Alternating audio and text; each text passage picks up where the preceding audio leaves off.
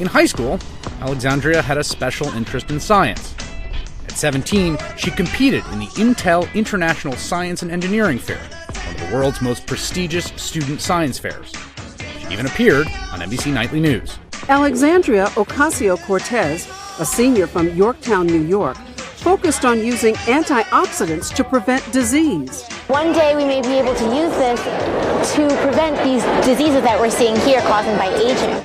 Competing against nearly 1,500 students from all over the world, Alexandria took second place. You guys interested in science? Yes. She made such an impression that MIT's Lincoln Laboratory named an asteroid after her, 23238 Ocasio-Cortez.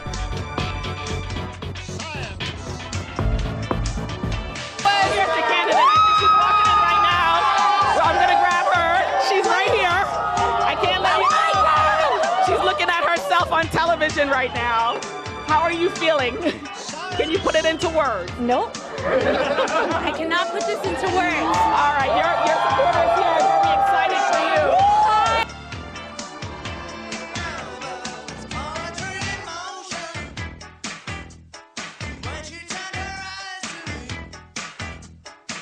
you. Want to confess that I did not know your name on Monday. Most people didn't. 3 weeks before the election, the polls showed you 36 points behind him, and you won by 15 points. That's 51. That's a 51. So for me, democratic socialism is about really, the value for me is that I believe that in a modern, moral, and wealthy society, no person in America should be too poor to live. That's what I think. That seems simple. Seems pretty simple.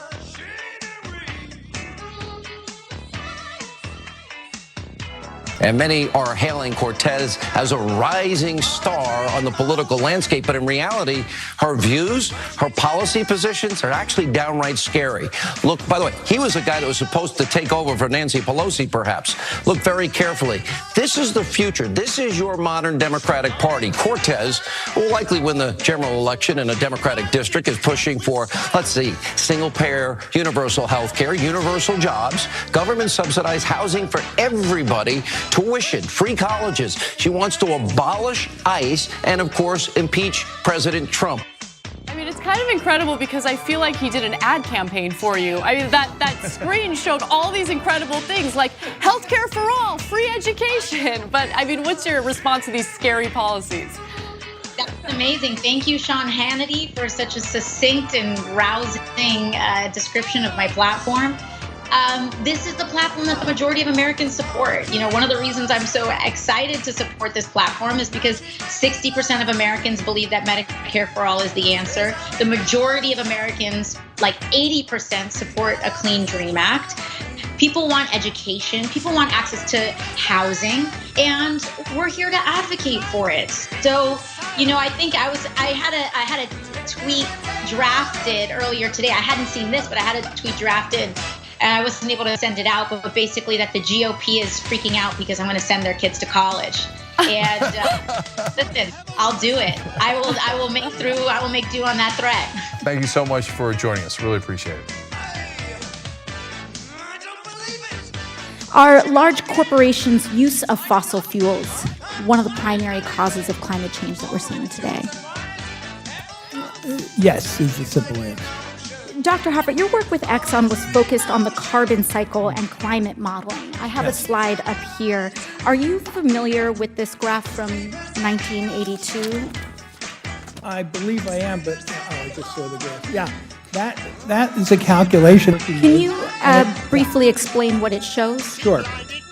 What it shows is a projection into the future of carbon dioxide levels and climate change associated with those carbon dioxide levels coming from fossil fuels. I don't have time for a detailed explanation, right, but that's it. Briefly. And it's a very accurate representation of what today's climate change actually is.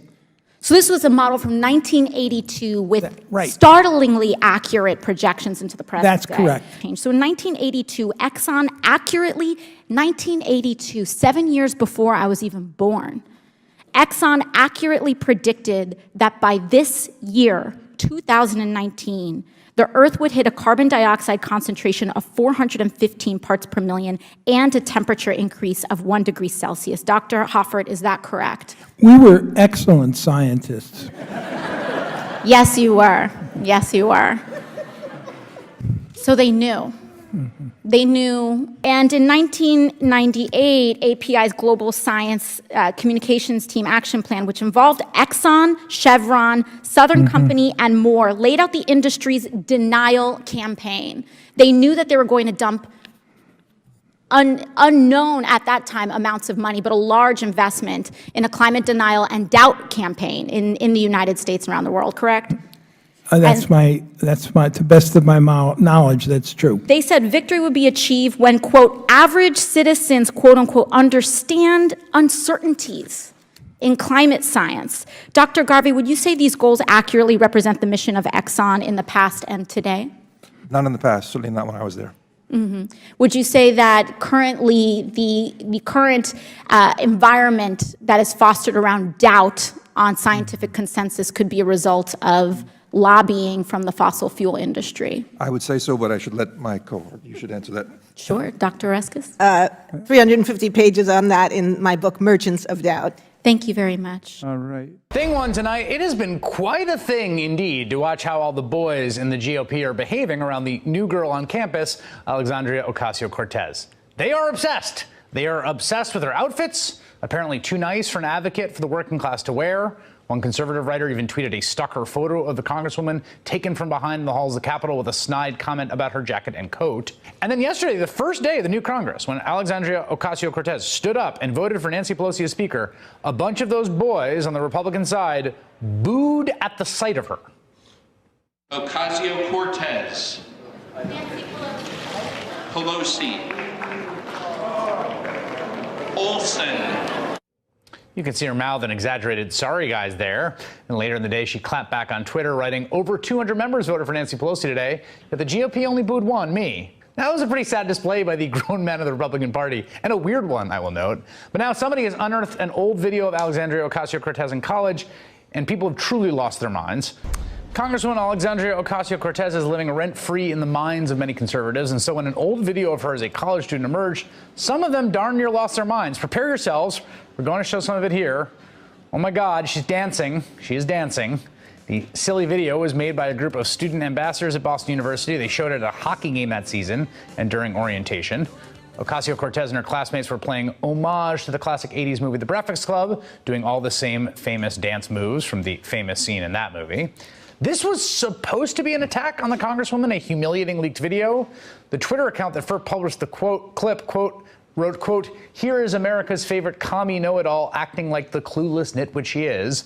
But most people, I should say right and left, have had a very different reaction. Charlotte Alter writes, I keep rewatching the AOC dancing video and can't find the problem. She's having fun, has friends, likes music. AOC herself seems to have taken it all in stride. I hear the GOP thinks women dancing are scandalous. Wait till they find out congresswomen dance too.